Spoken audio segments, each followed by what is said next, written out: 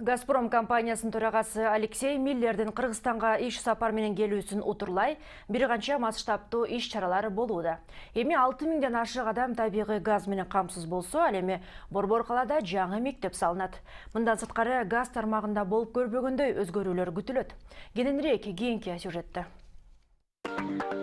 900дөн ашык мектеп окуучусу жаңы мектепте окууга мүмкүнчүлүк алышат. Окуу имараты 2019-жылга чейин салынып, жабдыктар менен камсыз болот. Бул мектеп Газпром компаниясынын каражаты менен курулмакчы. Курулуштун алгачкы күнүндө компаниянын төрагасы Алексей Миллер жана өлкө башчысы Алмазбек Атамбаев катышты. Ошол эле күнү Алексей Миллер жана Газпром Кыргызстан компаниясынын башкы директорунун катышуусунда жаңы газ өткөргүч Ташкент, Бишкек, Алматы ачылды. Бул окуя бүтүндөй Борбор Азия үчүн кубанычтуу. Анткени газ Кыргызстандын түндүгүнө жана Казакстандын ири бөлүгүнө үзгүлтүксүз камсыздалып турат. 3 айлык курулуш жана реконструкциядан кийин газ түтүктөрүнө сокулук бөлүштүргүчү туташтырылды. Буга арналган жумуштарды аткарууга 170 000 сомдон ашык акча каралган. Дагы жагымдуу жашан жаңы кеңсенин жана газ бөлүштүрүүчү жайдын ачылышы. Мурда бактысына жеткен кардарларга эми Ала Тоо жаңы конушунун 6,5 мың тургуну кошулду. Аталган конуш Газпром Кыргызстан жүргүзгөн саясаттын алкагында газдаштырылгандардын ичинен 11-си. Миңдеген колдонуучуларга жыл аягына чейин дагы жүздөгөн айылдаштары кошулат.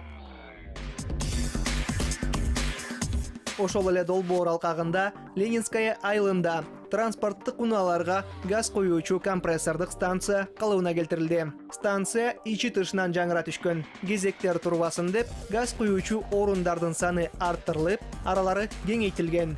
Эми жеңил унаалар гана эмес, жүк ташуучулар да оңой эле батып кетишет. Кандай түрдөгү темир тулпар болбосун, газга өткөрүлсө, айлана чөйрөгө зыяны азаймакчы. Бишкектин Фучик көчөсүндө да газ колдонуучуларды тейлөөчү жаңы жай ачылды. Компаниянын абоненттери тынчын алган суроолорун узатып, андан тышкары кызматтар менен дагы колдоно алышат. Ошол эле жерде эсептерди төлөп, газ эсептегичтерин сатып алууга мүмкүн.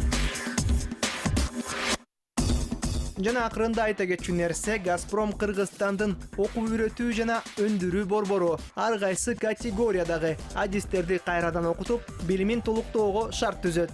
Газпром Кыргызстан жүргүзгөн алмашуулардын жана газ инфраструктурасындагы салымдары республикага олуттуу пайда алып келди. Региондогу эң мыкты газ системаларын калыптандыруу иштери улана бермекчи. План боюнча 2030 жылга карата Кыргызстанды газдаштыруу деңгээли 2 эсе артат.